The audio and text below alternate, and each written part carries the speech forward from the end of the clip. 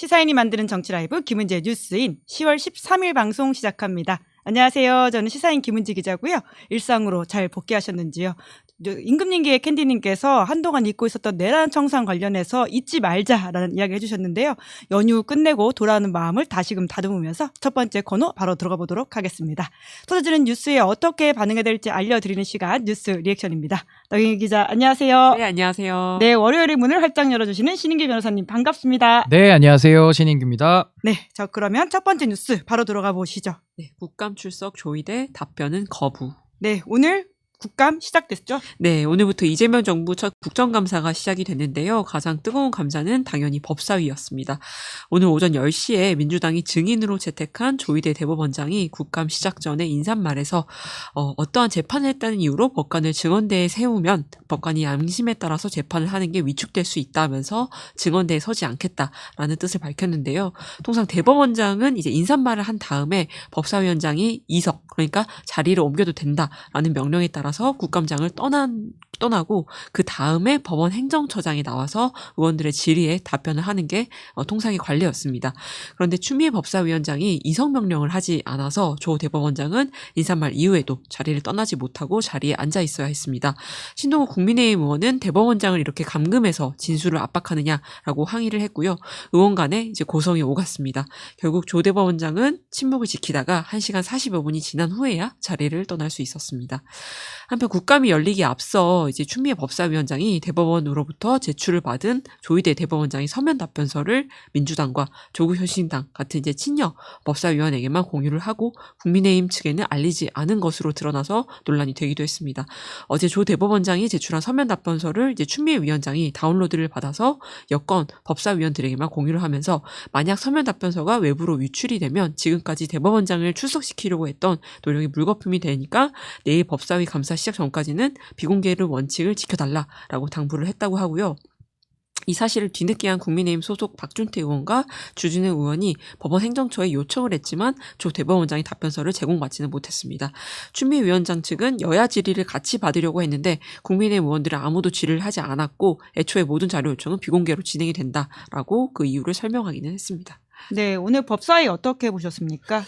우선은 오늘 이제 조의대 대법원장이 이제 관례대로 인사말만 하고 나갈 것이냐, 아니면 좀 질의응답 과정이 있을 것이냐라는 이제 좀 궁금증이 있었는데, 결국에는 이제 묵묵부답으로 질문만을 청취하고 그러고 나서 이제 정회가 됐을 때 이석을 하고 끝이 났거든요.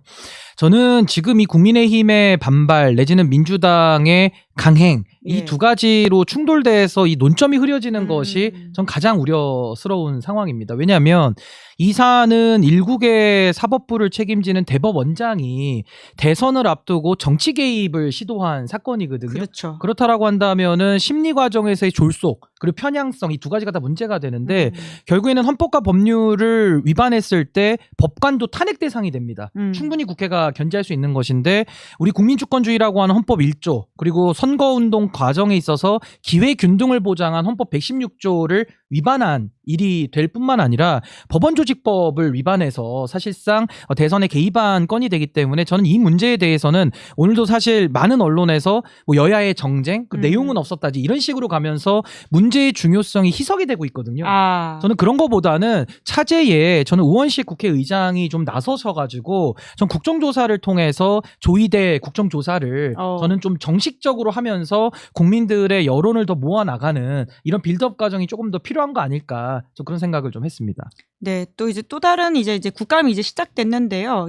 관전 포인트 짚어주신다면 어떤 게 있을까요? 예, 뭐 국정감사는 1년에 한 번 하는 것인데 결국에는 입법부가 행정부와 사법부에 대한 감사를 하는 거거든요. 그렇기 때문에 이제 이재명 대통령께서 지시 내린 대로 결국 모든 행정부를 비롯한 국가기관들이 국회의 지적에 대해서는 적극 수용하라라는 지시에 따라서 좀 생산적인 국감이 되기를 좀 기대하는 것이고, 무엇보다 12.3 내란 이후에 이 국가기관에서 잘못된 행태들이 너무 많이 쏟아져 나왔는데 그게 정리가 되지 않았거든요.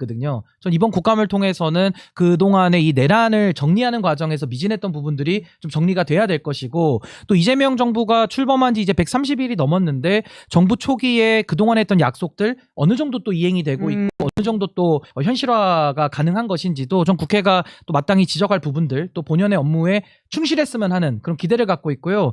아마 현실은 저의 기대와는 좀 동떨어진 좀 이렇게 생산성이 떨어지는 쪽으로 가지 않을까라는 그런 좀 예상은 좀 해봅니다. 벌써 130일이 됐군요. 말씀 듣고 넘었습니다. 보니까 예. 알게 되었습니다. 두 번째 키워드 넘어가 볼까요? 네, 캄보디아 한국인 범죄 대응 TF 설치. 네, 어떤 내용이죠? 네, 발단이 된 사건부터 잠시 설명을 드려야 될 것 같은데요. 지난달 초에 캄보디아 산악지대에서 20대 대학생 박아무개 씨가 숨진 채 발견이 됐습니다. 범죄 조직 수익금을 빼돌리기 위한 목적으로 통장을 뺏기고 마약도 강제로 투약당했던 것으로 알려졌는데요. 외교부 장관도 캄보디아 대사를 초치해서 항의를 하고 이재명 대통령도 11일에 외교부에 총력 대응을 지시를 하니까 캄보디아 정부가 박 씨를 살해한 용의자 3명을 검거해서 재판에 넘겼다고 발표를 했습니다. KBS 단독 보도에 따르면 이 3명 이외에도 아직 검거되지 않은 조직원 중 1명은 2년 전에 서울 대치동 학원가에서 무려 시음회를 연다면서 학생들에게 필로폰을 섞은 음료를 나눠줬던 사건의 용의자이기도 합니다. 이런 사건처럼 캄보디아에서 이제 한국인을 대상으로 한 강력 범죄가 잇따르니까 대통령실이 직접 대응책 마련에 나서기도 했는데요. 오늘 대통령실 국가안보실은 위성락 안보실장 주재로 캄보디아 한국인 범죄 대응 TF를 만들어서 첫 회의를 열었습니다. TF에는 외교부와 법무부, 경찰청 등의 관련 부처가 참여를 하는데요. 현재 캄보디아 내에서 취업 사기에 연루되어 있는 한국인들을 구출하기 위해서 현지 당국과 협조와 같은 실질적인 대책을 강구할 예정입니다. 경찰청 국가수사본부는 캄보디아 범죄 대응책으로 이른바 코리안 데스크, 한인 사건 처리 전담 경찰관을 두고 또 한국인 범죄 피해 사망자 등에 대한 전수조사를 검토 중이라고 밝혔습니다. 국회 외교통일위원회는 오늘 22일 현지에서 현장 국정감사를 진행하기로 했습니다. 네, 이번 사건은 어떻게 보십니까? 너무 좀 안타까운 마음을 좀 금하기가 어렵고요. 참 너무나도 젊은 나이에 또 캄보디아에 가서 이런 범죄 피해를 당했기 때문에 참 이 문제는 정부가 모든 역량을 총동원해서 해결을 해야 된다라는 생각이 우선 들고요. 아무래도 원인을 좀 짚어보자면 사실 윤석열 정권이 내란을 일으키면서 이 외교 업무가 상당히 좀 차질을 빚었을 가능성, 그리고 또 캄보디아 관련해서는 어떤 ODA라는 이런 특별한 어떤 국제적인 외교를 활용해서 본인들의 사익을 추구하는데 너무 정신을 뺐던 나머지 정말 필요한 자국민 보호, 그리고 자국민에 대한 이런 외교적인 안전 조치 이런 걸 취하는 부분에 있어서는 너무나도 소홀했던 결과 아니겠는가, 좀 그런 생각이 들어서 아무래도 이제 이재명 정부 하에서는 이제 대통령께서 직접 챙기겠다는 의지를 보였기 때문에 저는 이 부분에 대해서는 국제범죄 수사라든지 이 국제 공조 차원에서 저는 상당 부분의 역할이 좀 필요하다는 생각이 들고요. 무엇보다도 오늘 이제 김규현 변호사께서 또 페이스북에 아주 또 유의미한 글을 관련해서 올리셨던데 저도 매우 동의합니다. 국제 피싱 범죄 수사청을 좀 만들어서 결국에는 이 국제 공조 그리고 국정원 그리고 이제 뭐 수사기관 이런 그 기관들이 좀 전문성과 실력을 더 갖출 필요가 있거든요. 그러니까 이런 것들은 국민들의 생명과 안전, 특히나 우리 해외에 계신 재외 국민들을 보호하는 아주 중요한 역할들을 할 거기 때문에 저는 국제 피싱 범죄 수사청 같은 도입도, 좀 전문적인 수사기관 도입도 우리가 좀 논의를 해봐야 되지 않을까라는 생각이 좀 들었습니다. 네, 다음 뉴스 넘어가 보죠. 네, 이재명 대통령 이문정의 철저한 마약 수사 당부. 네, 세관 마약 수사 외압 의혹 관련된 내용입니다. 네, 2023년에 인천세관 공무원들의 필로폰 밀수 범행과 관련해서 수사하던 경찰 수사팀이 수사를 제대로 하지 못하도록 당시 윤석열 정부 대통령실과 경찰 고위 간부들이 압력을 행사했다, 이런 의혹이었는데요. 이 의혹과 관련해서 지난 6월에 검경 합동수사팀이 꾸려졌고 8월부터 이문정 서울 동부지검장이 지휘를 맡아왔습니다. 네, 어제 이재명 대통령이 이제 수사를 이끌고 있는 이문정 서울 동부지검장에게 철저한 수사를 당부를 한 건데요. 실체적 진실을 철저하게 밝히고 지휘 고하를 막론하고 성역 없이 독자적으로 엄정 수사하라라는 지시였습니다. 또 이재명 대통령은 이 사건을 수사하다 좌천됐던 백혜룡 경정을 검경 합동수사팀에 파견하라라고 실명을 거론해서 지시를 하기도 했습니다. 일각에서는 사건 관계인인 백경정을 수사팀에 합류시키는 게 맞느냐는 지적도 제기가 되는데요. 사건 발생 당시에 법무부 장관이었던 한동훈 전 국민의힘 대표는 곧바로 자신의 페이스북에 백혜룡 경정에 대해서 제가 알지도 못하는 마약 수사를 덮었다고 거짓말해서 직접 형사고소와 손해배상까지 제기한 인물이다라고 공격을 하면서 대통령이 그런 사람을 실명으로 찍어서 정치검사 이문정 팀에 넣으라고 한 건 거짓말에 동조하겠다는 거다라고 비난을 했습니다. 국민의힘도 대통령이 개별 수사를 지시하는 건 위법하다라면서 이제 반발을 했는데요. 백혜룡 경정은 오늘의 공무원은 인사명령이 나면 따르는 것이라면서 자신의 수사팀에 파견돼서 권한이 생기면 반드시 이 의혹을 발본색원해서 국민 앞에 드러내겠다라고 밝혔습니다. 네, 저희가 잠시 후 2부에서 백혜련 경정의 변호인인 이창윤 변호사 이야기 좀 더 자세히 나눠보도록 할 텐데요. 그래도 신인규 변호사님께도 이 한동훈 전 대표를 비롯한 사람들의 지적에 대해서 어떻게 보시는지도 여쭙겠습니다. 우선 지금 이 세관 마약 사건 관련해서는 이거 매우 심각한 문제거든요. 결국에는 마약의 유통 과정에서 공권력이 개입을 했다. 있을 수 없는 일이 예. 될 것이고, 또 하나는 그 사건을 파헤치던 백혜련 경정이 경찰에서 수사를 할 때 이게 또 수사 외압이 들어왔다라는 이 두 가지 측면이 다 공존하고 있는 상당히 좀 심각한 사건이고, 마약 유통과 관련해서는 백혜련 경장은 수사 담당자였고 그 지금 피해자가 수사한다라는 논리랑은 맞지 않는 영역을 말하고 있기 때문에 저는 한동훈 장관이 마약과의 전쟁까지 선포하면서 법무부 장관으로서 활동했던 그 시기를 우리가 돌이켜본다면 이렇게까지 반발할 문제인가, 좀 오버하는 거 아닌가라는 생각이 우선 들고요. 무엇보다 이재명 대통령의 지시에 대해 가지고 많은 논란을 만들려고 하던데, 결국 이재명 대통령이 수사에 관한 지휘 감독을 한 것이냐, 이게 쟁점인데 지휘 감독을 한 게 없습니다. 예. 일반론 차원에서 이 마약 수사를 엄정하게 수사하라고 이야기를 한 것뿐이고, 거기에 대해서 백혜련 경정을 배치하는 문제는 인사와 관련된 문제지 누구에 대해서 수사해라, 누구에 대해서 영장을 쳐라, 영장 치지 말아라, 내지는 이런 범죄를 적용해라, 이런 식의 수사에 대한 지휘 감독을 한 게 아니거든요. 예. 그러니까 검찰청법 8조를 이야기하는데 검찰청법 8조에서 이야기하고 있는 법무부 장관을 통한 일반 사건과 구체적 사건을 나눠서 지휘 감독에 대한 규정을 지금 이 사안에다가 저는 적용할 문제는 아니다라는 생각이 들고, 아니 기재부 공무원들한테 예산 열심히 짜라고 하는 게 뭐가 문제고, 수사를 담당하는 공무원들에게 이 마약 세관과 관련된 수사를 엄정하게 해서 진실을 밝히라고 하는 그 대통령의 당부가 뭐가 문제가 되는 것인지, 전 이 부분에 대해서는 좀 너무 논란을 만들기 위한 그런 문제제기 아닌가라는 생각이 좀 듭니다.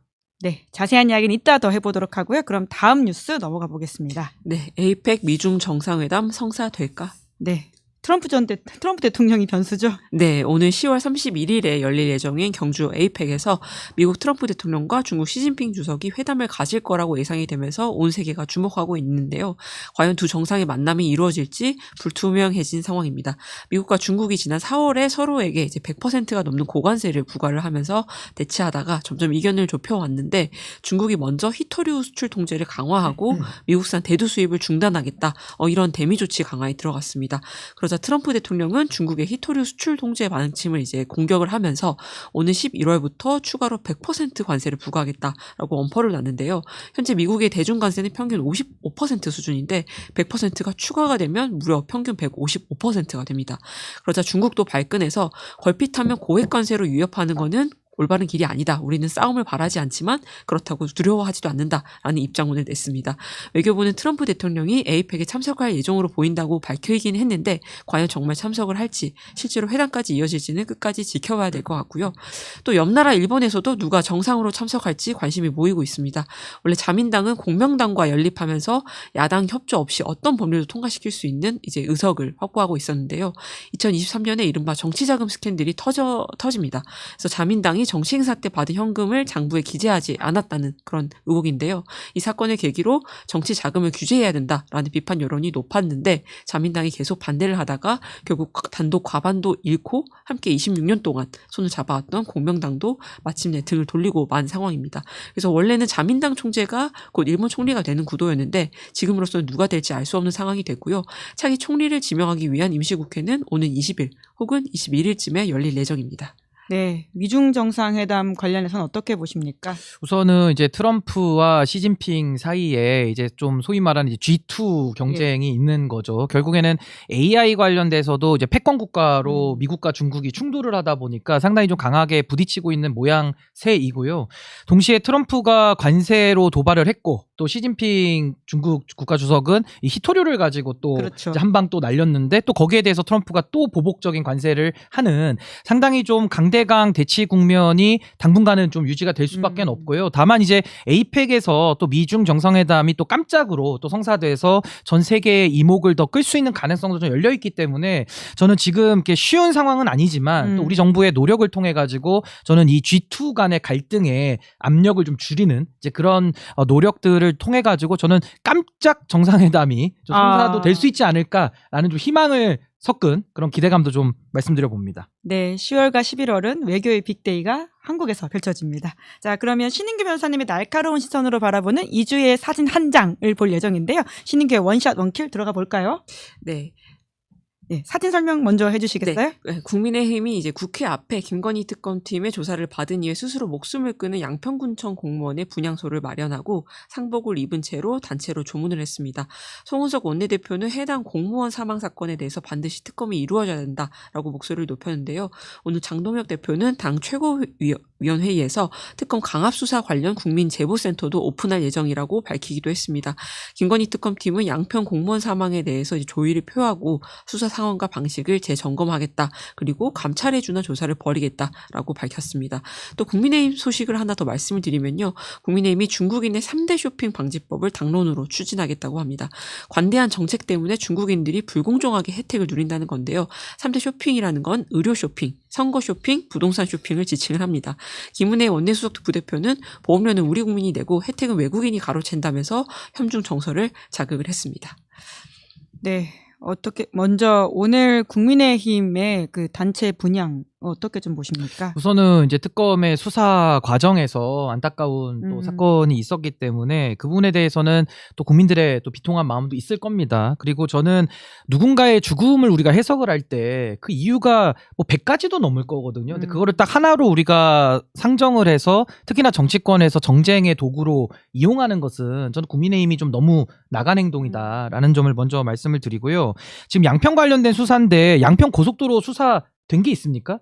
수사 시작도 안 했거든요. 근데 이걸 가지고 특검의 행동과 이 안타까운 죽음을 인과관계를 자꾸 껴맞추려고 하는 노력은 아직 수사가 시작도 안 됐는데 수사로 인해서 압박을 느꼈다. 이건 좀 설득력이 좀 떨어지지 않는가라는 생각이 들고요. 저는 앞으로도 이 특검이 저는 위축되지 않고 진실을 밝히는 노력은 조금 더 열심히 해주기를 바랍니다. 지금 수사 사안도 워낙 많고 예. 아무리 지금 수사팀을 보강하더라도 이 검찰개혁 이슈와 맞물려서 또 평검사들의 저항도 또 있기 때문에 국민들이 상당히 좀 불안해하고 계신 것도 사실이거든요. 그래서 저는 이런 안타까운 사건이 다시는 일어나지 않기를 바라면서 저는 특검이 본연의 업무에 충실해서 저는 진실을 밝히는 업무 좀 위축되지 않고 진상 규명을 위한 노력을 더 경주해 주기를 그럼 바라는 마음입니다. 네, 김건희 특검에서 좀 특히 부족한 수사라고 하는 게 어떤 부분을 보시는 거죠? 뭐 지금 양평 문제도 고속도로 강상면으로 꺾인 거 아무도 지금 이 수사의 본질로 다가가지 못했고요. 더 심각한 것은 명태균 씨와 관련된 국정농단, 그러니까 공천농단이죠. 이 공천과 관련된 사건에 아직 들어가지도 못했습니다. 지금 윤상현 의원 소환한 게 벌써 한 달 반 전이고. 그렇네요. 또 이준석 당시 당대표에게는 뭐 디지털 포렌식 참관 외에는 지금 소환한 사람이 없어요. 압수수색 그때 당대표 됐던 날 그러니까요. 했다. 압수수색하고 이거죠? 그 이후에 네. 뭐 참관했다 외에는 네. 여타한 지금 수사의 진척을 못 보여주고 있기 때문에 저는 지금 김건희 특검이 해야 될 일이 매우 많은 거는 맞고 어렵겠지만은 저는 본연의 업무에 더 충실하고 국민을 위한 특검의 역할 전 충실히 더 해야 한다라고 저는 생각합니다. 네, 공천 개입 관련해서는 사실 홍준표, 오세훈, 이준석 이렇게 유력한 국민의힘 주자 쪽 사람들이 언급이 많이 됐었는데 그리고 정진석, 윤상현까지요. 아, 왜 거기는 잘 못 가고 있다고 보세요? 그러니까 아무래도 지금 정치권 수사에 대해서 조금 눈치를 보고 있는 거 아닌가? 그럼 특검이 어떤 눈치를 보냐면 특검 안에는 지금 검찰의 조직적 반발도 있지 않습니까? 그렇다면 그 검사들의 입장에서는 정치권 안에서 우리 검찰의 이익을 대변해주는 정치인들을 굳이 우리 손으로 수사할 이유가 뭐가 있겠느냐라는 식의 그런 동기를 가지고 일종의 좀 태업을 하거나 좀 의무 해태를 하는 건 아닌가 이런 의구심도 들기 때문에 저는 김건희 특검이 반드시 지금의 시기에 수사해야 될 몫은 반드시 해내야 된다. 저는 그렇게 생각합니다. 네, 신인규 변호사님의 말씀을 김건희 특검으로 좀 가닿길 바라면서 다시 한번 삼각 고인의 명복을 빌도록 하겠습니다. 그럼 오늘은 여기까지 하겠습니다. 두 분 수고 많으셨습니다. 고맙습니다. 네, 감사합니다. 네, 저는 광고하겠습니다. 비교원이 준비한 최대 128만 원의 혜택 놓치지 마십시오. 인터넷 TV 신규 가입 시에 48만 원, 휴대폰 구입 시에 최대 50만 원, 정수기 렌탈 시 최대 30만 원, 인터넷 가입과 동시에 현재 쓰고 있는 휴대폰에 통신사만 변경하면 최대 30만 원의 혜택을 돌려드립니다. 인터넷 가입 혜택만 잘 비교해 보십시오. 비교원은 23년 동안 60만 명 누적 가입자에게 983억 원 누적 현금 사은품 지급해 왔는데요. 개인정보 보안도 철저해서 한 건의 보안 사고도 없었다고 합니다. 8억 원 이상의 보증보험을 가입해서 든든하고요. 인터넷, 휴대폰, 정수기 비교는 비교원에서 하십시오. 시사인 유튜브 채널 시청 중이다 이렇게 말씀하고 가입하시면 비밀 혜택도 드리고 있다고 하니까 이 혜택도 놓치지 마시고요. 자세한 내용은 1670-2571로 상담받으시거나 네이버에서 비교원을 검색하십시오. 자, 10월 13일 뉴스 리액션 여기까지 하고요. 저는 잠시 후에 김용남, 이창민 두 분과 함께 돌아오겠습니다. 기다리시는 동안 구독, 좋아요, 알림 설정 부탁드리겠습니다. 고맙습니다. 아니 왜 아직도 3년간 같은 통신사 인터넷 계속 쓰고